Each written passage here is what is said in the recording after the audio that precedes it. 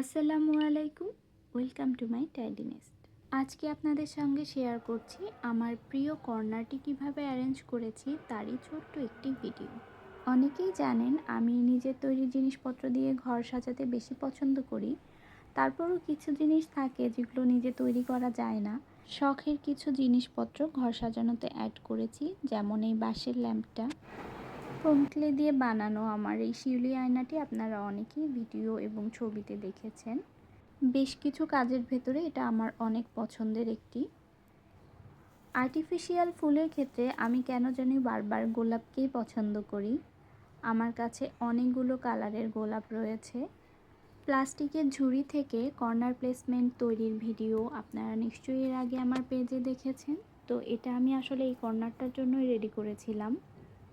এখানে আমি একটি ইনডোর প্ল্যান্ট, স্পাইডার প্ল্যান্ট রাখছি। তো নিচে আমি মোটামুটি এই জিনিসগুলোই রেখেছি। এবারে দেয়ালে আমি দুইটা ওয়াল হ্যাঙ্গিং লাগিয়ে নিচ্ছি, যেগুলো আমি দারাজ থেকে নিয়েছি।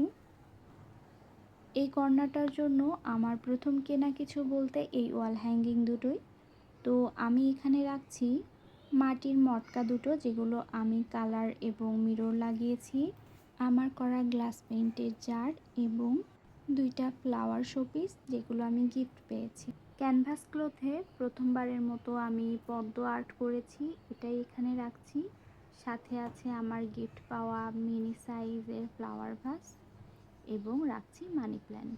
আমার কাছে মনে হয় এই ওয়াল হ্যাঙ্গিং দুটোই আমার এই দেয়ালটাকে পরিপূর্ণতা দিয়েছে।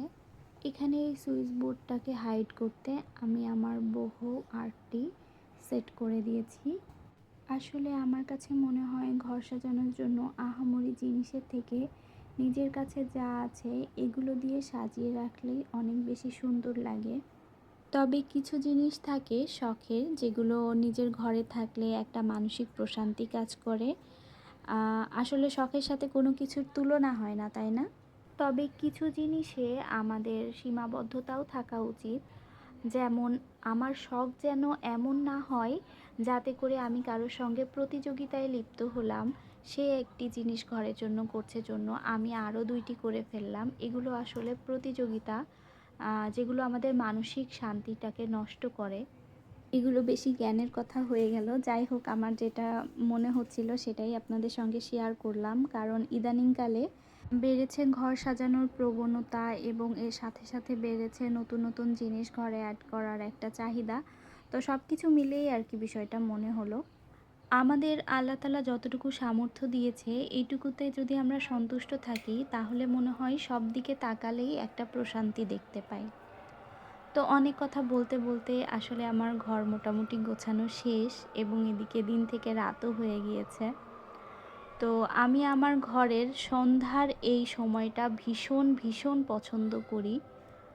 এক কাপ চা হাতে আমি এই লাইটগুলো জ্বালিয়ে যখন বসি, তখন সমস্ত ক্লান্তি আসলে দূর হয়ে যায় এবং একটা ভালো লাগা কাজ করে।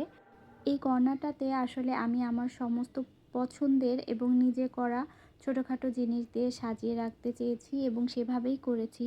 যে জিনিসগুলো দেখে আপনার ভালো লাগে, যেগুলো আপনি ঘরে রাখতে পছন্দ করেন, সেটাই আপনার ঘরের সৌন্দর্য বৃদ্ধি করবে। এখানে দামি কিংবা কম দামির কোনো বিষয় থাকে না। আসলে এখানে দেয়ালটা আসলে ড্যাম হয়ে গিয়েছে, যেটা বারবারই চোখে পড়ছে। আপনারা প্লিজ সেটা ইগনোর করে যাবেন এবং সৌন্দর্যটাকে সুন্দর চোখ দিয়ে দেখবেন। তো এটা ছিল আমার ঘরের সকালের লুক এবং এটা হচ্ছে সন্ধ্যার। কেমন লেগেছে আপনাদের জানাবেন। আল্লাহ হাফেজ।